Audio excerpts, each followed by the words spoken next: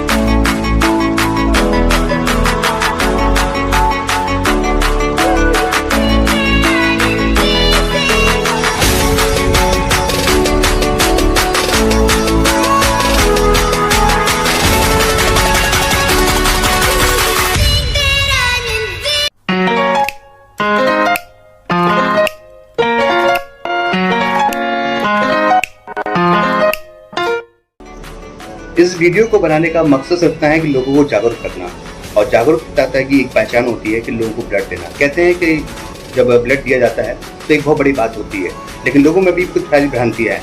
आइए उन भ्रांतियों को मिटाते हैं और बात करते हैं देव कुमार जी से। देव जी नमस्कार। सर, बहुत लोगों में भ्रांतियाँ हैं इस प्रकार की, तो क्या है भ्रांतियाँ और भ्रांतियों को दूर कैसे किया जा सकता है? ब्लड देने में वैसे कोई दिक्कत नहीं होती है, क्योंकि आप जब ब्लड देने के लिए आते हैं तो आपके इसमें बहुत सारे से टेस्ट किए जाते हैं, जिसमें आपका HIV, hepatitis B, hepatitis C, BDRL, malaria, HB। तो आपके जब टेस्ट अगर करेक्ट आते हैं तभी आपका ब्लड डोनेट किया जाता है। अगर टेस्ट में कोई दिक्कत आती है तो आपको मना कर दिया जाता है। अगर आपके टेस्ट में कोई दिक्कत आ रही है तो हम आपका ब्लड नहीं दे सकते, आपको इस बीमारी के बारे में आपको बता दिया जाता है। अगर आप सही हैं, आप फिटनेस आपकी सही है, तो आप ब्लड डोनेट कर सकते हैं। और ब्लड डोनेट से कोई कमजोरी नहीं आती। जो लोगों के अंदर कई प्रकार की भ्रांतियां फैली हुई हैं कि ब्लड देने से कमजोरियां आ जाती हैं और भी कई दिक्कत हो जाती हैं, वीकनेस सी होती है, लेकिन ऐसा कुछ नहीं है।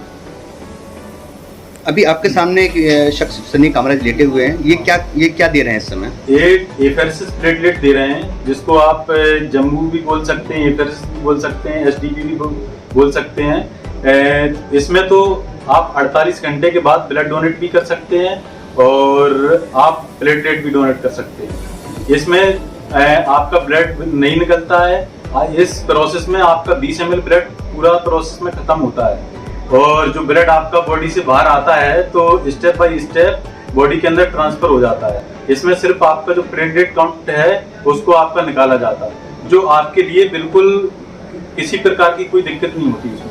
मतलब लोगों के लिए घबराने की बात नहीं है। नहीं।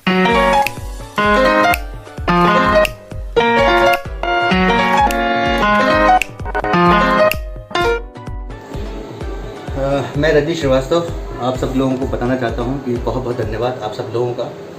कल रात के 9 बजे से मुझे पता चला कि मेरी बेटी को ब्लड की आवश्यकता है, जिसके लिए मैं रात के 9 बजे से लेकर सुबह 4:30-5 बजे तक मेरे पास काफ़ी लोग आए। उस दौरान में सभी लोग ने जितना इससे सपोर्ट मिल सकता था लोगों ने दिया, पर जो एक मेडिकल की जो कुछ चीज़ें होती हैं वो चीज़ें मैच नहीं हो पा रही थी, इस कारण से उन लोगों का रक्तदान नहीं हो पाया।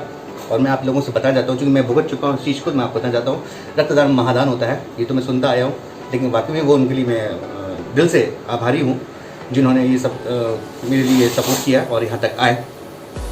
ऐसे हमारे डिप्टी CDI साहब है, आप इनसे मिल सकते हैं।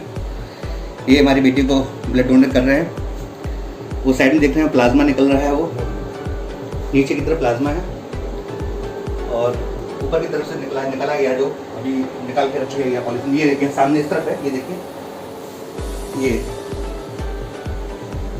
इसको क्या कहते हैं? प्लेट। ये प्लेटियम निकली है, जम्बू प्लेट बोलते हैं इसको। SGT बोला जाता है इसको, ये निकाला गया है। और आप देख सकते हैं कि भली भांति अच्छी तरह से महसूस कर रहे हैं अपने आप को। और ये वीडियो बनाने का मकसद इतना था कि लोगों को मैं आह्वान करना चाहता हूँ, रिक्वेस्ट करना चाहता हूँ कि अगर इस तरह की चीज़ें हैं और लोग अगर रिक्वेस्ट करते हैं तो प्लीज़ आप इस तरह की चीज़ों में अपना सपोर्ट करें।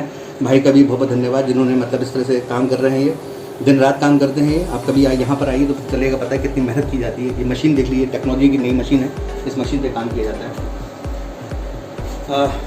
और साथ ही साथ में मेरे न्यूज़ बीके के नवीन विश्वकर्मा जी भी मेरे साथ मौजूद हैं। एनआईवी पॉजिटिव है, ये भी हमारे लिए आए हैं। आप देखते हैं यहाँ पर ये भी हमारी है, ये भी कहते हैं ब्लड देने के लिए यहाँ पर आई हैं, डोनेट करने के लिए आई हैं। और ये जो फेस आप देख रहे हैं, ये फोटो बना रहे थे वैभव महेश्वरी जी, ये भी ब्लड डोनेट करने के आए थे। इससे पहले सन्नी कामरा साहब भी आए थे हमारे बीच में, और भी तमाम साथी आए थे, अमर गुप्ता आए थे और ऐसी साहू जी और भी तमाम हैं जिनके मुझे नाम याद नहीं आ रहे। मेरे पास बहुत सारे लोगों के फ़ोन भी बहुत आए थे मेरे पास बात करने के लिए, पर मैं दिल से आभारी हूँ भैया का। तो प्लीज़ मैं दिल से आभारी हूँ, मेरा पूरा परिवार आभारी है। Thank you so much, thank you so much.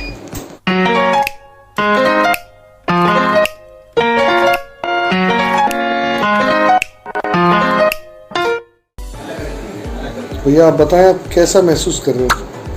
कुछ अंतर महसूस कर रहे हैं? किसी प्रकार का कोई अंतर? नहीं मैंने आपको कुछ भी चेंजेस महसूस नहीं कर रहा? किसी प्रकार का भय? नहीं, कोई भय, किसी प्रकार का कोई भय नहीं। बॉडी में कुछ चेंजेस लग रहे हैं आपको? कोई चीज नहीं। ठीक, मैंने डोनेशन ऑफ प्लेटलेट्स में आपको कोई भी समस्या नहीं हो रही। Thank you.